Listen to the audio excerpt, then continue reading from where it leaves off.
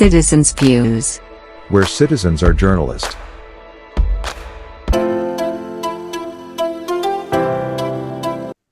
বিসমিল্লাহির রহমানির রহিম। Citizen views সম্পাদকীয়তে আপনাদেরকে সকলকে স্বাগত জানাচ্ছি। আমি গোলাম রব্বানী রাজা। প্রথমেই সুধী দর্শক মণ্ডলী, আপনাদেরকে মহান শহীদ দিবসের শুভেচ্ছা জানাচ্ছি, যা আজ আন্তর্জাতিক মাতৃভাষা দিবস হিসেবে স্বীকৃত। এই দিনে 1952 সালের এই ভাষা আন্দোলনে শহীদ হয়েছিলেন শহীদ জব্বার, সালাম, রফিক, নাম না জানা অনেকেই। তাদের রুহের মাগফিরাত কামনা করছি এবং সেই ভাষা আন্দোলনে আরও নাম না জানা যারা শহীদ হয়েছিলেন তাদের আত্মার প্রতি আমি সমবেদনা জানাচ্ছি এবং পাশাপাশি তাদের এই আত্মদানকে বাংলাদেশি আজীবন স্মরণ রাখবে এবং এখনো পর্যন্ত রেখেছে।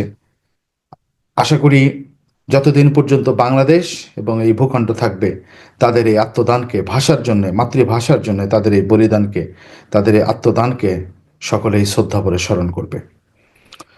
আমি আপনাদেরকে একটা প্রশ্ন করতে চাই। এই ভূখণ্ডে 1947 সালের পরে থেকেই পূর্ব পাকিস্তান, পরে 1971 সালের বাংলাদেশ, কতগুলো আন্দোলন সংগঠিত হয়েছে। 1952 সালের ভাষা আন্দোলন, তারপরে 1954 সালের সেই নির্বাচন, তারপরে 1965 সালের 6 দফা আন্দোলন, 1969 সালের গণ অভ্যুত্থান, এরপরে ফাইনালি 1971 সালের মুক্তিযুদ্ধ।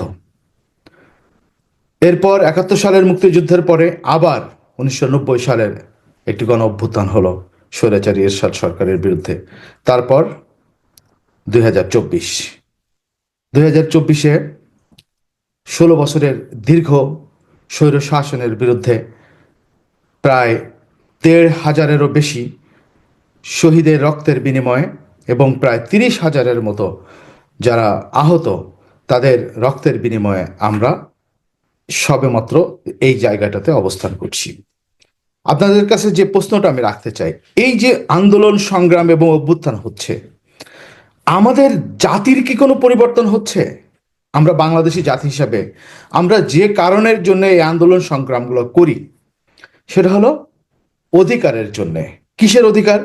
ভাতের অধিকার, ভোটের অধিকার, নাগরিক অধিকার এবং সমাজে একটি মানবিক একটা একটা কল্যাণমূলক একটা রাষ্ট্র গঠনের জন্য আমরা এই আন্দোলন এবং সংগ্রাম করে আমরা রক্ত দিচ্ছি একের পর এক। কিন্তু আমাদের পরিবর্তনটা কেন হচ্ছে না?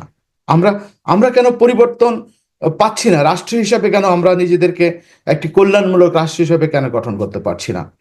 আমরা কি এই চিন্তা এবং এই মূল্যায়ন কি কখনো করেছি? ব্যক্তিগত পর্যায়ে হোক কিংবা রাষ্ট্রীয় পর্যায়ে হোক কিংবা দলীয় পর্যায়ে হোক, আমরা কি এই মূল্যায়ন কি কখনো করেছি? করি নাই।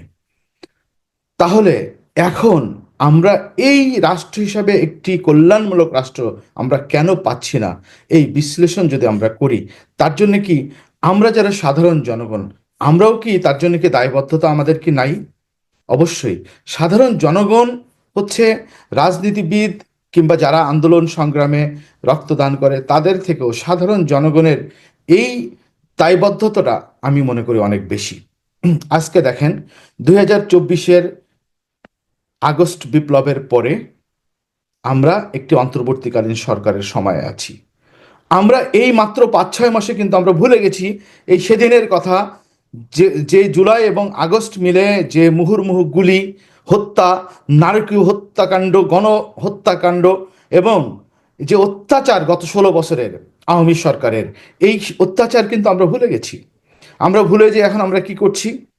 আমরা নিজেদের মধ্যে নিজেরা কামড়াকামড়ি করছি। কামড়াকামড়ি করে এই যে গণ অভ্যুত্থান, এই যে বিপ্লব, এই বিপ্লবের যে ফসলটা আমাদের ঘরে তোলা দরকার, অর্থাৎ জনগণের জন্য কাজ করা দরকার, আমরা কিন্তু সেটা বিমলম ভুলে গেছি। আমার একটা গল্প মনে পড়ে গেল এই মুহূর্তে। সেটা হচ্ছে, একটা ছেলে, একটা পরিবার খেতে বসছে, মনে করেন দুপুরের খাবার খেতে বসছে। তো ছেলেটা মনে মনে বলছে যে আমি যদি এখন সত্যি কথা বলি তাহলে মা মার খাবে। আর আমি যদি এখন না বলি তাহলে হচ্ছে বাবা হারাম খাবে। আপনারা নিশ্চয়ই গল্পটা সবাই জানেন। তো আমাদের পরিস্থিতি এখন সেরকমই, যে আমাদেরকে এখন কোনো দিকেই আমরা কথা বলতে পারছি না। কারণ দেখেন, এই যে মাত্র 5-6 মাসের বিপ্লব, মাত্র সেই বিপ্লবের স্পিড কিন্তু আমরা এখনো পর্যন্ত ধরে রাখতে পারছি না। কোথাও পারছি না, রাষ্ট্রীয় পর্যায়ে, না সামাজিক পর্যায়ে, না শিক্ষা প্রতিষ্ঠানে, কিংবা প্রশাসনে। কোথাও কিন্তু আমরা সেই বিপ্লবের স্পিডকে কিন্তু ধরে রাখতে পারি নাই কিংবা পারছি না। সুতরাং এখন আমি গত কয়েকদিনের এই যে আহ, ছাত্র দল এবং শিবির, বৈষম্য বিরোধী ছাত্র আন্দোলন, তাদের মধ্যে যে ভুল বুঝাবুঝি কিংবা মারামারি সংঘর্ষ যেটাই বলি না কেন, যে কর্তৃত্বের জন্যে, এটার কারণেই দেখেন আজকে সাধারণ মানুষ কিন্তু বিরক্ত আপনাদের উপরে। আজকে আমরা 16 বছর একটা রেজিমের পরে আমরা একটা আহ, রাষ্ট্র গঠন করতে চাই, জাতি হিসেবে আমাদেরকে গঠন করতে চাই। আমরা সেই জাতি হিসেবে গঠন করার জন্য যে আমাদের প্রয়োজনীয় পদক্ষেপ, সেটা হলো সম্পূর্ণ সংস্কার। এই রাষ্ট্র সংস্কার ছাড়া রাষ্ট্রের প্রতিটা জায়গা, সেটা বিচার বিভাগ, শাসন বিভাগ, আইন বিভাগ, তারপরে হচ্ছে ভোটের ব্যবস্থা, স্থানীয় সরকার, এই সকল দিকে যদি আমরা একটি সংস্কার না করে যদি আমরা আবার নির্বাচনের জন্য যদি ঝাঁপিয়ে পড়ি, সেই একই জিনিস আবার 5 বছর কিংবা 10 বছর পরে আবার একটি গণ অভ্যুত্থান হবে, আবারও আমাদের হাজার হাজার মানুষ প্রাণ দিবে। এইভাবে তো আর চলতে থাকতে পারে না। সুতরাং আমি এই বিপ্লবে যারা অংশীদার, এই বিপ্লবে যারা আন্দোলন এবং সংগ্রাম করে এই বিপ্লবকে সংগঠিত করেছে, আমি মনে করি বাংলাদেশের আপামর জনসাধারণ, ছাত্র জনতা সবাই মিলে এখানে এই বিপ্লব সংগঠিত করেছে। সুতরাং এই বিপ্লবকে আমরা এত সহজেই 54 বছর পরে, স্বাধীনতার পরে এসে আমরা হাতছাড়া করতে পারি না কিংবা হাতছাড়া করতে দিতে পারি না। সুতরাং আমাদের জনগণ হিসেবে, জনতা হিসেবে আমাদেরও কিছু কথা আছে। আজকে দেখেন, নির্বাচন নিয়ে কথা হচ্ছে, বিএনপি এবং অন্যান্য সংগঠনগুলো নির্বাচনের জন্য পাগল হয়ে গেছে। সংস্কার ছাড়া বাংলাদেশে কোনো নির্বাচন হতে পারে না এবং হওয়া উচিত নয়। সংস্কার ছাড়া যদি নির্বাচন হয়, ঠিক আগের পরিস্থিতিতে চলে যাবে। 2001 সাল থেকে 2006 সাল পর্যন্ত বিএনপি এবং জামাত ক্ষমতায় ছিল না? ছিল কিনা? অবশ্যই ক্ষমতায় ছিল। এবং তাদেরই ভুলের কারণে আজকের এই রেজিম কিন্তু ক্ষমতায় এসছে, জামাত এবং বিএনপির কারণেই।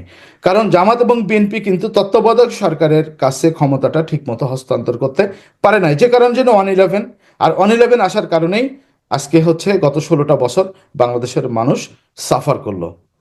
ঠিক একই রকম 1990 সালের গণ অভ্যুত্থানের পরে যখন 3 জোটের রূপরেখা অনুযায়ী সবাই ক্ষমতা আসলো, বিএনপি ক্ষমতা আসলো নির্বাচন করে, ঠিক বিএনপি কি করলো? একটা তত্ত্বাবধায়ক সরকার করার কথা ছিল, তত্ত্বাবধায়ক সরকার না করে তারা নিজেরা নিজেরা নির্বাচন করলো। তারপরে আওয়ামী লীগ এবং জামাত একসঙ্গে আবার আন্দোলন করে সেখানে আবার বিএনপি তখন বাধ্য হলো তত্ত্বাবধায়ক সরকার দিতে। কিন্তু কেউ কিন্তু ধোয়া তুলসী পাতা না। জামাত শিবিরও ধোয়া তুলসী পাতা না, বিএনপিও ধোয়া তুলসী পাতা না, আর আওয়ামী লীগ তো পরীক্ষিত স্বৈরাচার। 1971 সালের পরে থেকে, 72 সালের পরে থেকে তাদের স্বৈরাচার, এটা সবাই জানে। তারা যে স্বৈরাচার, শেখ মুজিব বাকশাল কায়েম করে মানুষের বাক স্বাধীনতাকে যে হরণ করেছিল এবং ভোটের অধিকারকে ধ্বংস করেছিল, এটা কিন্তু সবাই জানে। সুতরাং এই মুহূর্তে আমাদের জনগণের উচিত, এই সবগুলো যারা এখনো পর্যন্ত এই জিনিসটা বুঝতেছে না, যে সমস্ত রাজনৈতিক দল, যে এখন আমাদের একটি স্থিতিশীলতা দরকার। কারণ এখন যদি আমাদের স্থিতিশীলতা যদি না থাকে, সেটা শিক্ষাঙ্গনে হোক কিংবা দেশের সব জায়গাতে হোক, এই স্থিতিশীলতা যদি না থাকে, তাহলে আবার সেই আওয়ামী স্বৈরাচার আবার মাথাচাড়া দিয়ে উঠবে। তখন কিন্তু এই একই রকমভাবে আবার আমাদেরকে বিপ্লবে নামতে হবে, আমাদের ছেলেরা আবারও জীবন দিবে, আবারও বাংলাদেশের জনগণ সাফার করবে। সুতরাং এই সাফার কিন্তু আমরা করতে চাই না। সুতরাং আমি আওয়ামী লীগ, বিএনপি এবং জামাতকে স্পষ্ট করে বলতে চাই, আওয়ামী লীগের রাজনীতি নিষিদ্ধ করতে হবে, এখানে কোনো কথা নেই। কারণ তারা পরীক্ষিত স্বৈরাচার। এবং সেই দাবিতে এখন জামাত, বিএনপি এবং এবি পার্টি ছাড়া অন্যান্য যে রাজনৈতিক ইসলামী সংগঠন কিংবা অন্যান্য যে রাজনৈতিক দলগুলো আছে, বামপন্থী, সমাজতান্ত্রিক দল, কমিউনিস্ট পার্টি যারা আছে, তাদেরকে অবশ্যই একমত হতে হবে রাষ্ট্রের এই প্রশ্নে, যে আওয়ামী লীগকে নিষিদ্ধ করতে হবে। পাশাপাশি এখন যে ছাত্র সংগঠনগুলোর মধ্যে যে বৈরিতার সম্পর্ক চলছে শিক্ষাঙ্গনগুলোতে, শিক্ষাঙ্গনগুলোতে রাজনীতি করার অধিকার দিতে হবে। কোনো রাজনীতি ছাড়া, ছাত্র রাজনীতি ছাড়া কোনো শিক্ষাঙ্গন চলতে পারে না। সুতরাং শিক্ষাঙ্গনে ছাত্র রাজনীতি হবে না, তাহলে আমরা এতদিন ধরে এই জীবন কেন দিলাম, আমরা এই রক্ত কেন দিলাম? যদি আমরা কথা বলতে না পারি, আমরা যদি মুক্ত চিন্তা না করতে পারি, আমরা যদি রাজনীতি করতে না পারি ক্যাম্পাসে, তাহলে হচ্ছে আমরা ছাত্র রাজনীতি করতে যদি না পারি, তাহলে আমরা কেন এই জীবন দিলাম?